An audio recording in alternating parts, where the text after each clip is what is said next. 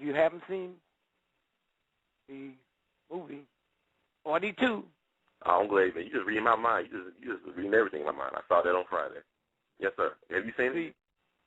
It meant double to me because I was born in 1932.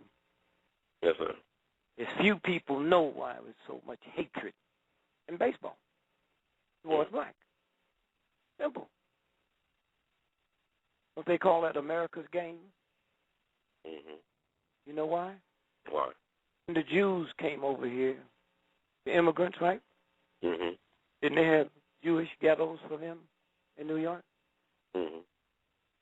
Italians came over. Italian ghettos, right? Right. The Irish came over, huh? Yes, sir. Okay, why? Because they wasn't integrated into American society, huh? And so when they went to the ball game, there weren't no certain sections for Jews and Italians and different ways. So that's why it was called America's game. That's the only place they could be free to sit wherever they wanted. Right. We don't want those Negroes in here. And you know what's so ignorant about America?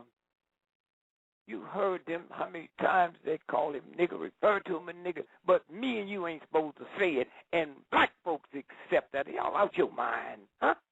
Are you out your mind? As long as you white. Big old Hollywood can say it anytime that I get people calling. Don't think you can't use that word. Don't call me. You know, don't call me. Can you imagine one day if they told the Jews you can't say swap stickers, to call it the S word? Right. You can't say concentration camp, you can't call it the C word? How can you be so embarrassed about what somebody else called you? Well, you accepted it. You accepted it. Huh? Brother Greg, have you seen the movie 42 yet? Have you seen that movie? Yes. Well, you know what I like about it was interest, because, you know, we talked about Django, too, on this show. But what's interesting, the scene with Jackie Robinson was it played at Dodger Stadium, Ebbets Field, and Ben Chapman, the manager from the Philadelphia Phillies. The guy played that character was very interesting. I mean, he was calling him nigger and everything. And, I mean, that movie, when I saw it, was very interesting because I think you did a good job of incorporating some aspects of the Red Tails, but also it told a little bit of truth. I had a chance to talk to some Negro League baseball players a couple weeks ago, and they said they really enjoyed the movie because it really told the story about how white folks view black people. Like, you know, they use the word nigger a lot of times, which made a lot of people in the audience uncomfortable.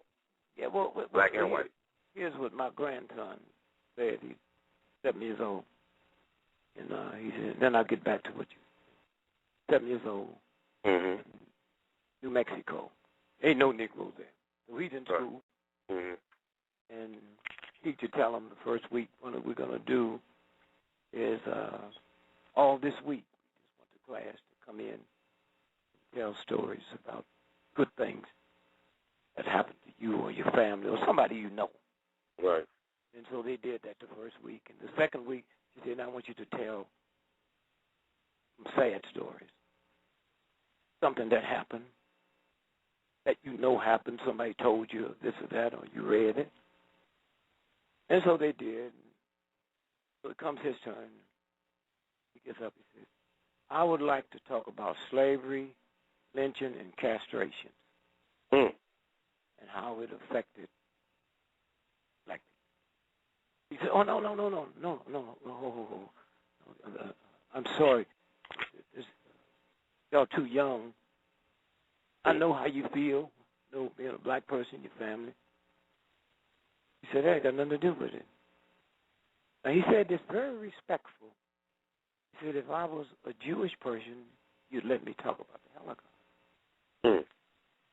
But I say to you now, there's somebody that's above you in authority. Go get them and bring them in here, because this class is not going to move another further.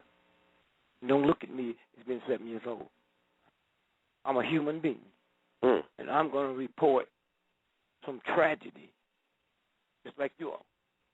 Or you get somebody else that can tell me why I can't. So they go get the assistant principal. He come in, tells him, no, excuse me. All this stuff they tell us about, we got to respect y'all. We got no. Let me tell you something, brother. What are you saying to the principal? I'm going to walk out of here, and y'all can't stop me. Unless you call the police. You know your school would be in trouble letting a 7-year-old child leave here and walk down that highway by itself.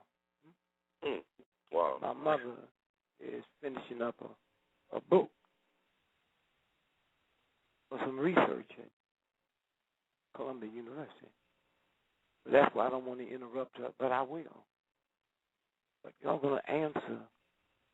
And then he said this. The reason Jewish people could stand here and talk about the Holocaust because you all don't feel guilty for that. Neither stand here, America's guilty. That's what it's about, okay? This is where these youngsters are coming from now. Oh, wow. So I say that to say, last night, after seeing it 2 times, seeing Django 40 times, why? Because Jackie Robinson came through, and we see one black after another coaching, managing, We see this. Okay? We've never seen a black person in a movie riding a horse, tying up his horse and walking into a bar. That was new for us. We never see a guy reach and get his gun and blow somebody away for calling him a nigger. That's new. What about what people say about Herb Jeffries when he did Singing Buckaroo, I believe? Man, let me tell you. Let me tell you something. Herb Jeffries and them, they had chump change. Okay. Herb Jeffries and them ran. The guy was coming in, ran, and jumped over the horse. They couldn't take that out because they didn't have that kind of budget. You know, everybody. I mean, we went there to see a comedy, man. Herb Jeffries. I know you ain't old enough. Have you ever seen any of Herb Jeffries?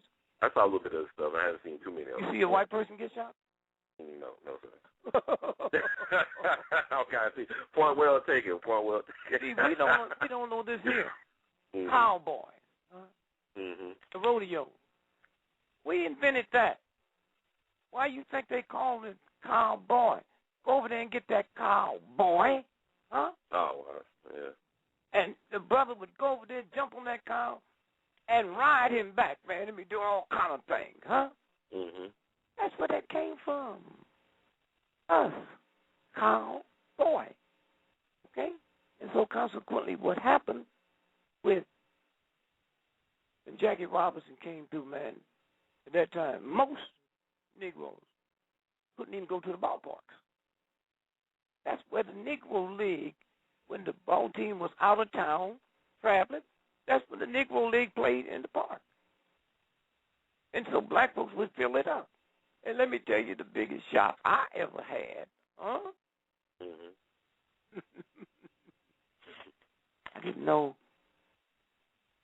Satchmo and them top stars made more in 1 year than Ted Williams and the top idolized around the world white boys. Why? Because they were that good, and Negroes would come out and see. They would come out and see. Ted Williams couldn't touch the salary that Satchmo was making. And this is, man, one of the great stories in the world.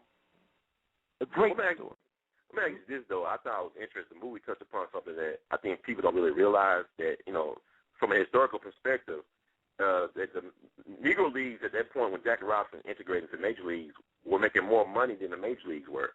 I'm telling you now. That's why they were making it. Huh? You know what I mean? Negroes back in them days was buying Cadillacs. Why? Because they wouldn't let me go to Vegas.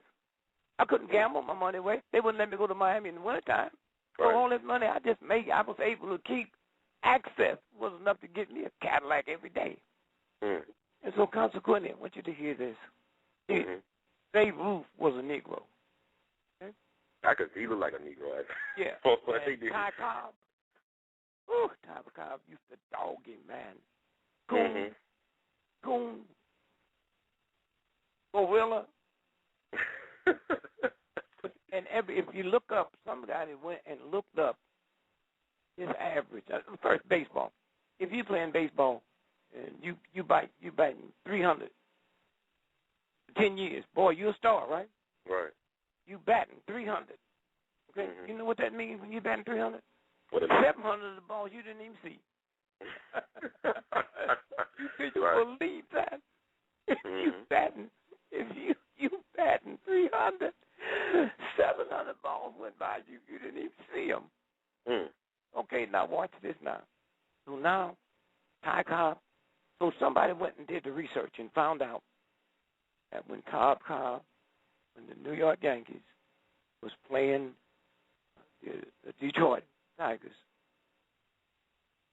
Babe Ruth's stuff would soar. Why?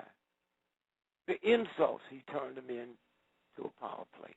I'll show you, huh? Okay? Now, watch this. When Babe Ruth, now all the white players, they would come. Like the white boy said, my folks knew I was playing with the Negro. The biggest games we had in St. Louis is when the white boy, and the others made them so good, the Negro League played 12 months a year. The white boys didn't, so they out drinking and having parties 3 months, and they got to come back and know what they call up again. Negroes, they played right around the clock, and what happened is when Babe Ruth hit that ball and became the greatest home run king in the world, right? Now remember, after their season's over, they can't wait to get to play in the Negro League so they can look at it and watch them turns and look at them flips. Cats running down the field and get to third base and do a no-hand flip and then hit the ground and come on in and score. Now watch this. So Babe Ruth is playing Kansas City Monarchs. And the place is packed. Why? Because I know baseball. I love baseball. I'm talking about black folks, right? Right. So I'm coming to see this man who's the greatest thing in the history of baseball. The place was packed. So it's Satchel Paige. In the history of Negroes League playing white folks on the off season, Babe Ruth had never in the history got on base when Satchel Paige was pitching. You hear me? All right. Oh man, the black folks, they just waiting to see Satchel Paige shut him down.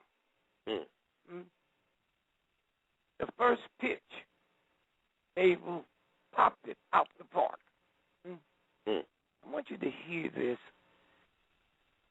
Take this segment, give it to the children that you know about the humanities. When Babe Ruth popped that ball out the field, when he's rounding third, right? Satchel Paige over there to meet him, put his foot on the base, and they trash talked for 30 minutes, man. You hear me? You hear me? Yes, sir. 30 minutes, and here's what he told him. He said, that's the first and the last time you'll ever hit me. Wait a minute, listen to this.